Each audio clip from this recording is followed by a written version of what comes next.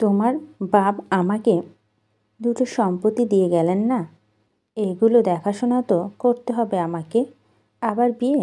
মুখ ধুয়ে চা খেতে আয়। তোমাকে নানা বিয়ে দিতে চাইছিল না আম্মা, দাদুও চেয়েছিল, তাই তুমি সব ছেড়ে ছুঁড়ে এখানে চলে এসেছ। সাজিয়া বেগম কঠোর চোখে তাকালেন। সুজনা একটু ভগড়ালো না, বলল, আমি তোমাকে আর ভাইকে রেখে কখনো একা কোথাও যাব না আম্মা। যেখানে যাব সেখানে তোমাকে আর ভাইয়াকে নিয়ে যাব। আকাশ কুসুম কল্পনা বাদ দে, জীবন এত সহজ নয়। ফাইনালের পরপরই তোকে বিয়ে দিয়ে দেব আমি। জায়গা বেচার কথা চলছে, তারপর বাকি জীবনটা তোর উপর। আমি শুধু আমার কর্তব্যটুকু শেষ করব। লেখাপড়া করানো দরকার তাই করাচ্ছি, বিয়ে দেওয়ার কর্তব্য সেটাও করব। আম্মা, কেন এসব বলো? মেয়ে হয়েছ তাই শ্বশুরবাড়ি যেতে হবে। আমি তোর মামা আর চাচাদের বলে রেখেছি, ভালো ছেলের খোঁজ পেলে যেন বলে। তোকে বিয়ে দিয়ে দিলে আমি আর সায়েমের দিন কোনো মতে চলে যাবে। আমি চাকরি নেব আম্মা। জীবন এভাবে চলতে পারে না। বিয়ের পর সেটা তোমার আর তোমার বরের ব্যাপার। বিয়ের পর আমার কোনো কথা তোমার শ্বশুরবাড়িতে চলবে না। এত আশা রেখো না নিজের ভিতর।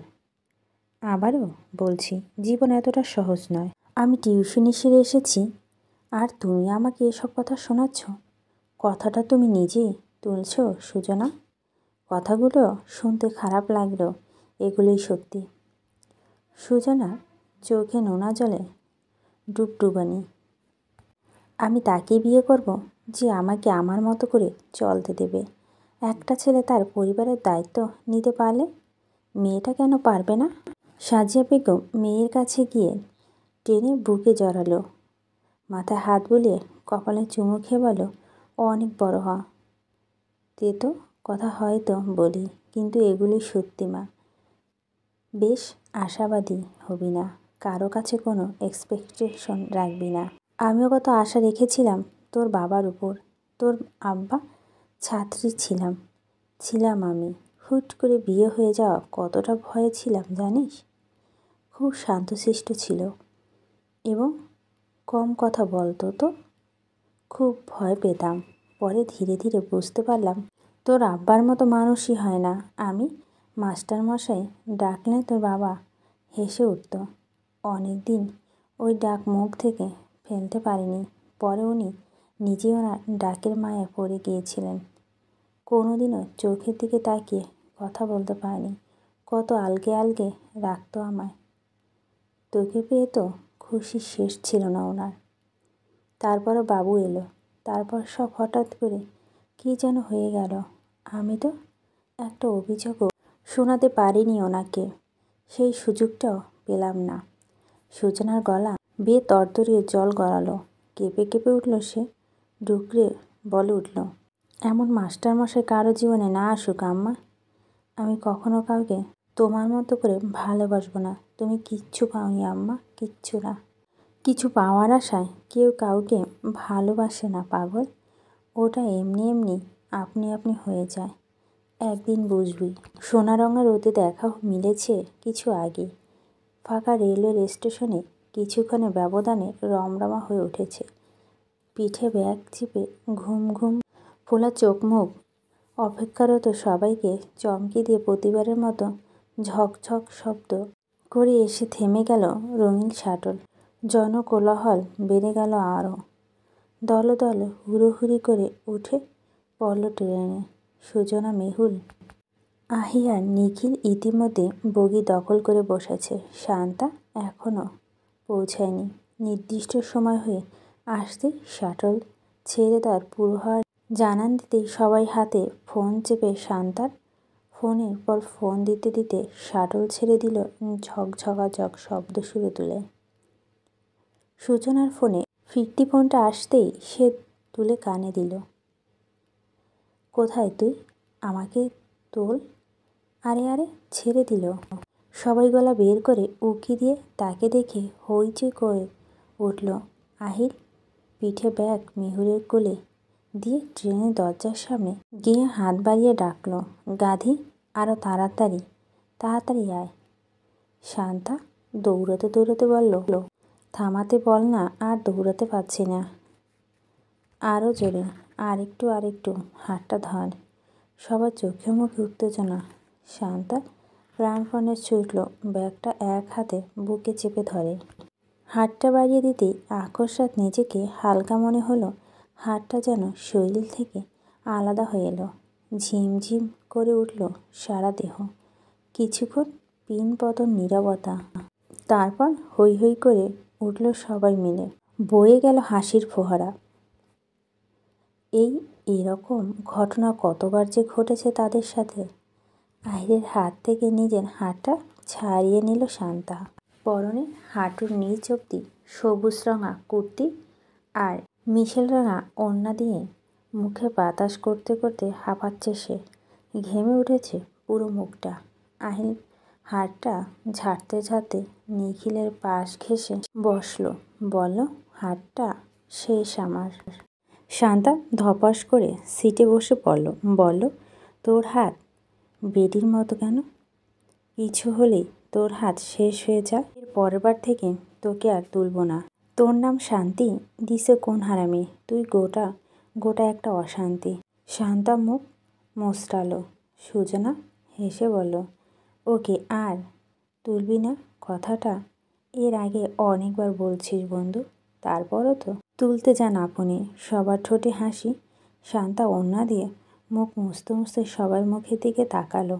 আহির চোখ ফিরিয়ে জানালার বাইরে রাখল। শান্তা বলল, সবাই হাসছিস কেন? মেহুল বলল, না এমনি এমনি। এই আহিলের বাচ্চা, ওরা হাসতেছে কেন? আহির ভুরু কুঞ্চু করে তাকালো। আমি কি জানি? লাথি দিয়ে বের ফালাই দিমু এখন। একদম চুপ থাক। ফটফট করবি তো খবর আছে। শান্তা নাক ফুলিয়ে তাকালো। আহির হাত ছেড়ে আবারও জানালার বাইরে চোখ রাখল। নিখিল ইশারার হাতের তালু দেখিয়ে বোঝালো হাতে ব্যথা পেয়েছে। শান্তা ফিসফিস করল, কি বলছিস বেশি? নিখিল মাথা নেড়ে হাসল। আহিরের দিকে তাকিয়ে দুঃখী দুঃখী ভাব নিয়ে বসে রইল শান্তা। মেহুল আর সুজনাকে বলল, এখন কি করব? মলম লাগাতে হবে হয়তো। আগে ক্যাম্পাসে যাই। শাটল থেমে গেলে সেই চিরচেনা সবুজ বিশ্ববিদ্যালয়ের 0 পয়েন্টে এসেছে। ধুমধাম হৈ হৈ করে নেমে পড়ল সবাই। সুজনা আর মেহুল যেতে যেতে থেমে গেল নিহাতকে দেখে। আহারে, নিহাত কোথায় বসেছিল আজ দেখিনি তো। গোমরা মুখটা মেয়েটা। একটা জবাব দিল শুধু অন্য বগিতে। তারপরে চুপচাপ হেঁটে চলে গেল একা একা। মেহুল বলল, ভাব দেখালো নাকি? সুজনা ঠোঁট উল্টে বলে, ও কম কথা বলে খুব। পেছন থেকে নিখিল এসে বলো, কথা যখন বলে না তখন যেচে কথা বলতে চাস কেন? মেহুল বলল, তোর কারণে হয়তো। তোর তো ওর সাথে যুদ্ধ চলছে। তুই আমাদের বন্ধু, তাই আমাদের সাথে কথা বলতে চায় না। তাতে কি যায় আসে? কেমন কথা বলতে হচ্ছে বোঝাও আমাকে। সুজনা বলল, আচ্ছা বাবা, আর বলতে যাব না। টম জেরি গেল কই? নিখিল আঙ্গুল দিয়ে শান্তাকে দেখিয়ে দিল।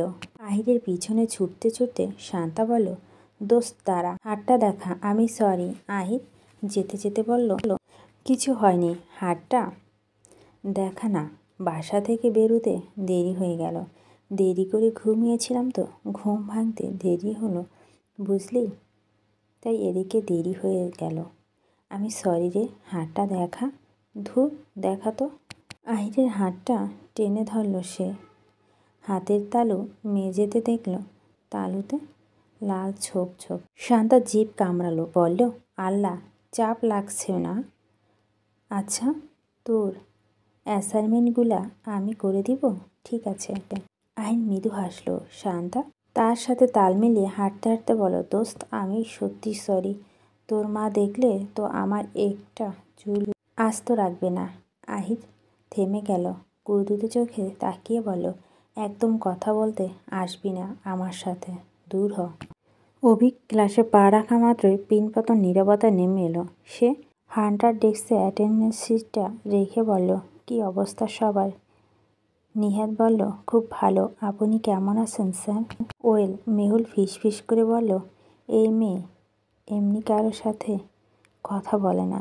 এখন দেখ, যেন মুখ দিয়ে খই ফুটছে। আভিক অ্যাটেন্ডেন্স শিটটা নিহাতকে দিয়ে পূর্বে পশ্চিম পায়চারি করছে। আপনারা নোট করেছেন গতকালের পড়া? সবাই সস্বরে আওয়াজ করল, ইয়েস স্যার। আভিক বলল, ওকে, আমি যাকে বলতে বলবো সে বলবেন। সবাই রেডি? Yes sir. পিছন থেকে বলুন। সুজনার বুক ধপ করে উঠল। শান্তা হালকা করে চিল্লিয়ে উঠল, বলল, হা হা, দাঁড়াও বান্ধবী। ওহ। সুজনা শুকনো ঢোক গিলে কনুকে গুতা মারল, বলল, চুপ। আর কাউকে পেল না। শেষমেশ আমাকে। দেরি হচ্ছে, দাঁড়িয়ে পড়ুন। সুজনা ধীরে ধীরে দাঁড়ালো। অভিক প্রশ্ন ছুটল। সুজনা ভ্যাবলার মতো তাকালো।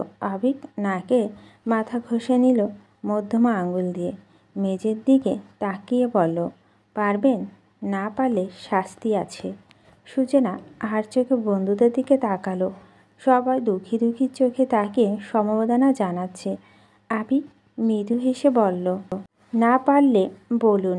সুজনা মিনমিন করে বলল, পারবো। ওকে, বলুন। গুড। এগুলোর ডেফিনিশন বলুন। সুজনা পাণ্ডুমুখে অভিকের দিকে তাকালো। কিসের শাস্তি দিচ্ছে তাকে? সুজনাকে প্রশ্ন করতে দেখে সবাই সেগুলো শিখতে ব্যস্ত। বাপরে বাপ, স্যার এত ডেঞ্জারাস। আভিক বলল, আপনি এভাবে দাঁড়িয়ে থাকুন, আমি না বলা অবধি বসবেন না। সুজনার বড় বড় চোখ করে তাকালো। সবাই বিস্ময় নিয়ে ঘাড় ঘুরিয়ে তাকালো। ওমা, এই স্যারটা তো বেশ ভালো মনে হয়েছিল। এ তো টাকলা স্যারের চাইতেও কম না। সুজনা চুপচাপ দাঁড়িয়ে থাকলো, মাথা নিচু করে। কলম দিয়ে শান্তা আর মেহুকে গুঁতো মেরে বলল, দেখেছিস? এগুলো কোনো কথা? মেহুল বলল, বাবা রে বাপ, ইনি আমার বর হইতো। উফ, বাঁচলাম, হিটলার একটা। শান্তা কিল করে হেসে উঠে বলল, বর হলে ভালোই হতো, তোকে সোজা করে দিত। সাইফ ওয়াহিদ এমনিতেই আমাকে বাঁকা হতে দিচ্ছে না, সোজাই আছি। শান্তা ঠোঁট টিপে হাসলো। সুজনা বলল, চুপ কর, আমি কি এভাবে দাঁড়িয়ে থাকবো? ঠিক তখনই আবিকের গলা ভেসে এলো, আপনারা বেশি কথা বলছেন। আপনারা নাম কি জানো? সুজনা বলল, আমি? ইয়েস। সুজনা থেমে থেমে উত্তর দিল, সুজনা আফ্রিদা। ওকে, আপনি এদিকে চলে আসুন। কোন দিকে? মাঝখানে, ডান পাশে বসুন। সুজনা ফ্যাকাশে মুখে ব্যাগটা নিয়ে মাঝখানে চলে গেল। আভিক বলে, এবার বসতে পারেন। সুজনা বসে পড়ল। বীরবীর বলল, উহ। আভিক বড়া নিয়ে গেল। এলইডি স্ক্রিনে তাক করে বলল, এগুলো নোট করুন, একটাও যেন বাদ না পড়ে। কিছু টপিক স্ক্রিনে নিয়ে আসতেই সবাই লেখা শুরু করলো, খাতা কলম নিয়ে। সুজনা লিখতে লিখতে মাথা তুলে আবারও স্ক্রিনের দিকে তাকাতেই স্যারের চোখাচোখি হতে মাথা নামালো। যেই নামালো আর তুলল না, লিখলো না। আরেকটিবার মাথা তুললে দেখতে পেত জ্ঞান বিতরণকারী শিক্ষকটি বেশিরভাগ নজরদারি তার উপর। ভার্সিটি থেকে ফেরার পরপরই ঝমঝম বাড়ি দ্বারায় ভিজে উঠল শহরের এ প্রান্ত থেকে ও প্রান্ত। দুপুরে ভাত ঘুম না দিলেও সুজনার মাথা ভার হয়ে থাকে। ঘুম থেকে উঠে চিরুনি চালানো সেই মাথায়। সাজিয়া বেগম এসে বলল, এমা, ভেজা চুলে বেনুনি পাকাচ্ছিস? চুলগুলো তো এমনি ঝরছে না। এ বয়সে এমন চুল ঝরে গেলে কি হবে? যত্ন করার পরও তো ঝরছে আম্মা। বাদ দাও, আমাকে আগে এক গ্লাস পানি দাও। রোজ দেরি হয় আমার, তাই ফিরতেও দেরি হয়। সাজিয়া বেগম পানি আনতে ঢক ঢক করে পানি খেয়ে ব্যাগ নিয়ে মাস্কটা পরে বেরিয়ে গেল সুজনা। সাজিয়া বেগম তার যাওয়ার পথে চেয়ে রইল। রিকশাও সঠিক সময় পেয়ে গেল, কিন্তু কুটুমবাড়ি রেস্তোরাঁর দিকে যেতে যেতেই হঠাৎ ভিড় লক্ষ্য করল সে। মানুষ জটলা পাকিয়েছে। এমা, ছেলেপেলেরা মারামারি টারামারি করছে নাকি? সায়েম নেই তো এখানে? সুজনা রিকশা থামাতে বলে লাফ দিয়ে নেমে দৌড় দিল সেদিকে। যেতে যেতে সাহেবকে দেখতে পেল। চেহারা হিংস্রতা, চোখ দুটো রাগ ঝরে পড়ছে, ঘামাত্মক মুখ, বাম বাহু শার্ট মুছে হাত নেড়ে কাকে যেন বকাবকি করছে। ভিড় ঠেলে ঢুকতে সায়েমকে নিচু মাথা দাঁড়িয়ে থাকতে দেখে সুজনা বুকটা ধপ করে উঠল। ভিড় ঠেলে সায়েমের পাশে গিয়ে দাঁড়িয়ে বলল, ভাই কি হয়েছে? সায়েম তাকে দেখে চমকে উঠল। সাইফ স্বাভাবিক গলায় বলল, কী রে তুই টিউশনিতে যাচ্ছিস? হ্যাঁ, কি হয়েছে? সায়েম কি করেছে? তুই চলে যা, আমি আছি। কিন্তু কি হয়েছে বল তো? তোর ভাই ক্রিকেট খেলা মাঠে ঝগড়া লাগিয়েছে। আমি না থাকলে আজ লাশ পেতি। সুজনা গালে হাত দিল, বলল, কার সাথে? সায়েম বলল, আপা আমার দোষ নেই। জমির সদরের ছেলে আমার সাথে প্রায় সময় অমন করে, আমায় খেলায় নিতে চায় না। আজ আমার গায়ে হাত তুলতে আসছিল, তাই আমি। কি করছিস তুই? সাইফ কপাল মুছে বলল, মেরেছে।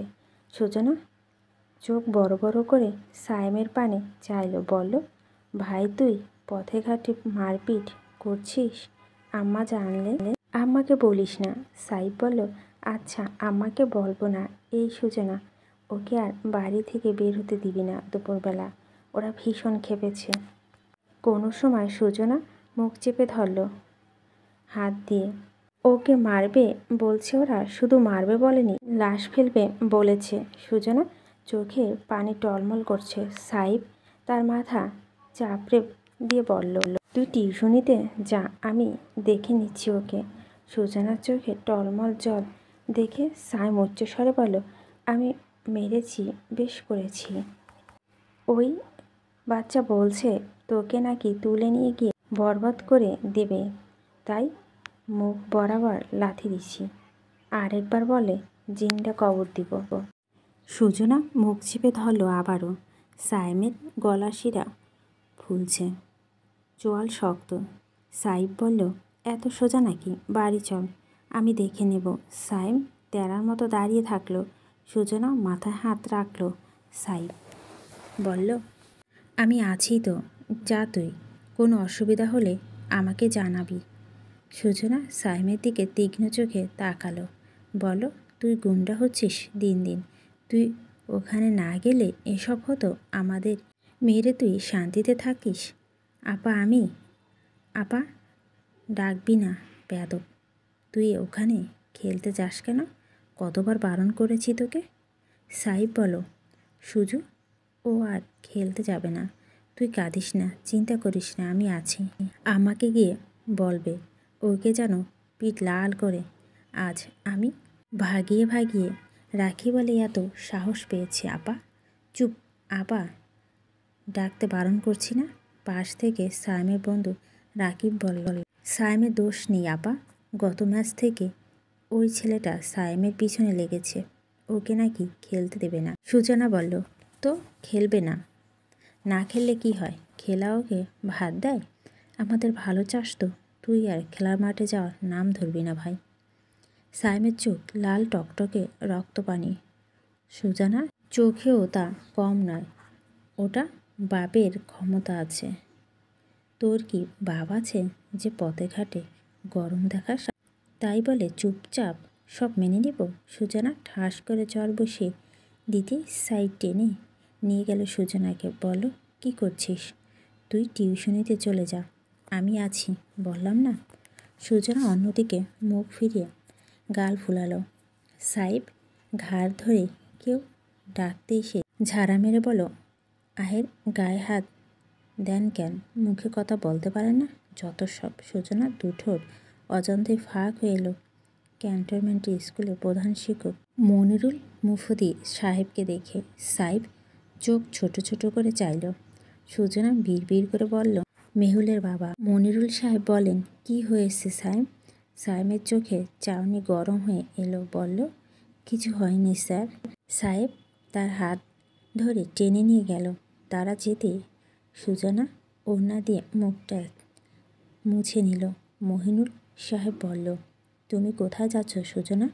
2 নাম্বার গেটে যাব আঙ্কেল, টিউশনি নিয়েছি তো। ও। সুজনা মাথা দুলালো। পড়ালেখার কী অবস্থা চলছে? মেহুল তো দেখছি সারাক্ষণ ফোন টিপছে, কিছু বলতেও পারি না। বলে, আমি কি হাই স্কুলের বাচ্চা? সুজনা হাসলো। তোমার মা ভালো আছে? জি আঙ্কেল। আচ্ছা, রিক্সাটা বোধ হয় তোমার জন্য দাঁড়িয়েছে, বাড়িতে এসো না। যাবো আঙ্কেল। আচ্ছা মা, সাবধানে। সুজনা রিকশায় চড়ে বসলো আবারও। মাথা থেকে চিন্তা কমল না। এত ঘাটতারা ভাই তার, সারাক্ষণ খেলা আর খেলা। এই খেলা সব শেষের মূল্য হয়ে দাঁড়ায়। নবকুটিরে গেটের সামনে আসতে রিকশা থামল। সুজনা বরাবরের মতো গেট ঢেলে বাইরে ঢুকতেই মালিকে দেখতে পেল। তবে মালিকের সাথে বাগানে পরিচর্যা একজন নতুন মানুষকে দেখে খানিকটা বিস্ময় হলো তার। চোখে মুখে প্রকাশ পেল না তা। ভারী গম্ভীর মুখে বাড়িতে প্রবেশ করতে দেখল অনা আর আদি ফ্লোরে বসে লুড্ডু খেলছে। সুজনাকে দেখে দুজনে সালাম দিয়ে উঠল। আসসালামু আলাইকুম টিচার। সুজনা ছোট করে সালামের উত্তর দিল। বলো। পড়ার ঘরে চলুন। দুজনেই তার আগে আগে দৌড়ে পড়ার ঘরে দৌড় দিল। বারবার সুজনার মুখের দিকে তাকালো। টিচার আজ এমন কেন? দুজনে চেয়ারে বসলো আজ। টেবিলের উপর বসে পড়ার ইচ্ছে মাথায় এলো না। সুজনা কোনো বাড়তি কথা না বলে পড়ার মনোযোগ দিল। দুজনে বর্ণমালা শিখতে শিখতে সুজনার মুখের দিকে তাকালো। সুজনার চোখ তুলে বলল, এদিকে কি? পড়ো চুপচাপ। দুজনে পিট পিট করে তাকালো। ঠোঁট বাঁকিয়ে পড়া থামিয়ে দিল। সুজনা ভকরে এলো। কি হলো? পড়ুন, নইলে খুব মার দেব। এতদিন দেইনি, পড়ুন। আদিপ কলম ছুঁড়ে মারল ফ্লোরে। টিচার বকা দিচ্ছে তো কি দেব? না পড়ে মুখের দিকে কি? দুজনেই ফুঁপিয়ে উঠল একসাথে। চেয়ার থেকে উঠে কেঁদে কেঁদে দৌড় দিল। সেকেন্ডের ভিতরে ঘটনাটি ঘটে যাওয়ায় সুজনা কিছুই বুঝতে পারল না। মানেটা কি? ওদের একটু বকা যাবে না? সুজনা ওদের পেছন পেছন ছুটল। দুজনেই কেঁদে কেঁদে ড্রয়িং রুমে চলে গেল। বাড়ি ভর্তির লোক তাদের কান্নার আওয়াজ শুনে ছুটে এলো। আনিকা বলল, এই এই কি হলো? আঞ্জুমা বেগম বলল, কি হলো দাদু? দুজনেই মারপিট করছে নাকি?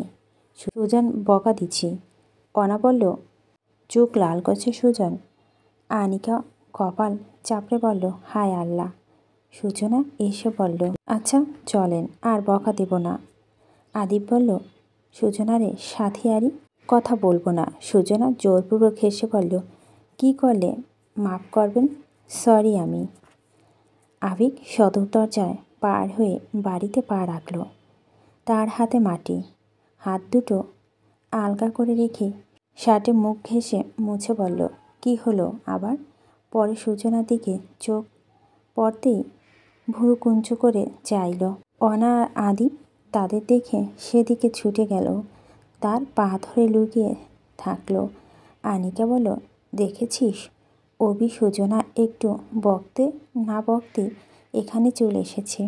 এই দুটোকে নিয়ে আমি কি করব? টিচার ওদের কেন বকা দিয়েছে? বকা দেওয়ার কথা তো নয়। আমি ওদের ভালো করে পড়া শিখিয়েছি অ্যান্ড হোমওয়ার্ক কমপ্লিট করিয়েছি। সুজনা চুপ করে থাকলো। আনিকা বলল, তো কি আজ আর পড়বে না? সুজান পচা। আর পড়ব না। সুজান চোখ লাল করছে। আবিক বলল, গুড ডিসিশন। আসুন বাগানে গাছে পানি দেন, পড়া কাল পড়াবেন। সুজনা অবাক চোখে তাকালো। বলল, কেন পড়াবো না? অনাদি এসো আমার সাথে এসো। দুজনে অভিকের পিছু লুকিয়ে পড়ল। সুজনা হতাশ চোখে আনিকার দিকে তাকালো। আনিকা বলল, আচ্ছা থাকবে, আপনি আমাদের সাথে আসুন। আম্মা আর কাকি নাকি আপনার সাথে কথা বলে অনেক ভালো লেগেছে। গল্পগুজব করুন, মাত্রই তো এলেন। সুজনা নাচক করল। তার মুড ভালো নেই আজ। অভিক বলল, নো ওয়ে, উনি গুলুমুলুদের রাগিয়ে দিয়েছে, রাগ ভাঙাতে হবে। সুজনা বাইরে চলে আসুন, রাগ ভাঙাতে হবে, খুব কঠিন কাজ। সুজনা ভুরু কুঞ্চু করে চাইল। অভিক বলল, না আসলে বাড়ি থেকে বেরোতে পারবেন না কিন্তু। আবিদ মাথা তুলিয়ে বলল, হ্যাঁ, দরজা বন্ধ করে দিব। সবাই ঠোঁট টিপে হাসল। সুজনা বলল, ফাঁকিবাজ। আনিকা হাসল, বলল, তাও অনেক দিন পর আপনারা আগে যাকে রেখেছিলেন তার সাথে প্রথম দিন থেকে দুষ্টুমি। সুজনা বাড়ির বাইরে বাগানের দিকে বেরোলো। মালি তাকে দেখে বলল, বাবুরা, তোমাদের মাস্টার আইছে? দুজন সুজনাকে দেখে আবিককে ফিসফিস করে বলল, সুজনার মন খারাপ কেন? আবিক বলল, ভাবার বিষয়। সুজনা চারপাশটা চোখ বুলিয়ে দেখল। কদম, স্পাইডার লিলি, দোলন চাপা, সন্ধ্যা মালতী, কামিনী, গুল নার্গিস, দোপাটি এবং অলকান্ত প্রভৃতি গাছ। সাথে ফুল ফুটেছে। আর বর্ষা মানেতে কদম কি সুগন্ধি ছড়াচ্ছে। সুজনাকে হাত দিয়ে ফুলগুলো ছুঁয়ে ছুঁয়ে দেখল। অভিক তাদের বলল, টিচারের মন খারাপ, আপনারা তো ক্রাইম করেছেন, এখন টিচারকে সরি বলে আসবেন। দুজনেই ঢ্যাপ ঢ্যাপ করে তাকালো। বলো, টিচার বকা দিবে না। আবিক দুটো সন্ধ্যা মালতী ছিঁড়ে বলো, টিচারকে দিয়ে সরি বলুন, ব্যাস। দুজনে ফুল কেড়ে নিয়ে ছুটল। সুজনা তাদের ছুটে আসতে দেখে বলল, মা, দৌড়াচ্ছেন কেন? পড়ে যাবেন তো। দুজনে ফুল এগিয়ে দিয়ে বলো, সুজনা সরি।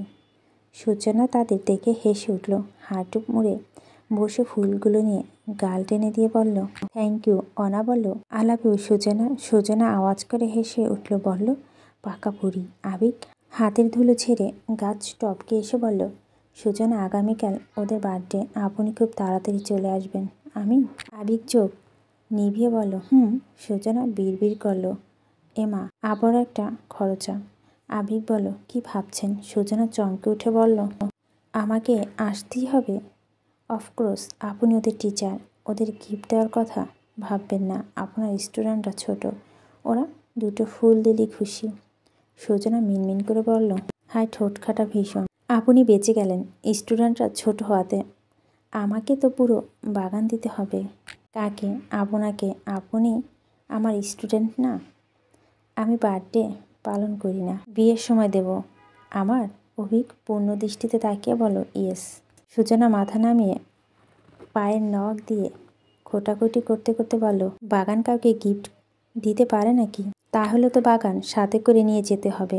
সেটাই সম্ভব নাকি? সব সম্ভব। আপনি বাগানের কাছাকাছি থাকবেন, ব্যাস হয়ে গেল। আপনি দাঁড়ান, আমি কফি আনছি। সুজনা ভুরু কুঁচকে তার যাওয়া দেখল।